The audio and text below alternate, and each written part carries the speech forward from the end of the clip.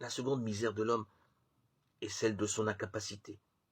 Je n'entends pas par là les multiples formes d'impuissance que nous rencontrons tous dans telle ou telle entreprise. Nous sommes diversement doués selon les domaines, et de plus, le contexte nous est plus ou moins propice dans l'accomplissement de ce que nous voulons faire ou être. Le mot incapacité est pris là en rapport à une possibilité de contenance, telle une citerne, qui peut être plus ou moins remplie. En ce sens, nous savons que l'homme est capable de Dieu, c'est-à-dire qu'il est appelé à contenir Dieu.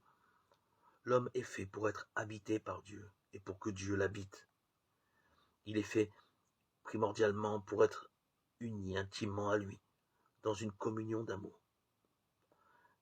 Cette communion exclut l'idée que l'homme ne serait qu'un réservoir neutre de la présence de Dieu, de tout Dieu en lui. Ce contenir Dieu pour lequel l'homme est fait ne viole pas sa liberté. Et il peut s'y refuser ou le négliger ou encore manquer d'enthousiasme pour cela.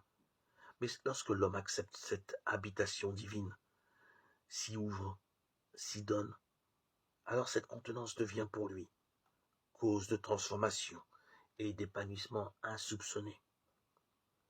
C'est un peu l'histoire de la chenille faite pour devenir papillon. La chenille n'est pas spécialement d'une beauté gratifiante alors que le papillon.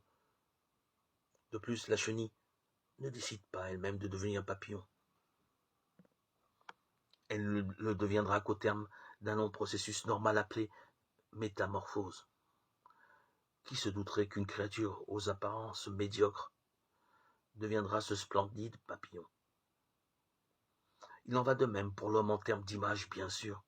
Nous sommes appelés de toute façon à cette métamorphose transformante qui fera de nous des fils et des filles de Dieu, pleinement achevés, réalisés.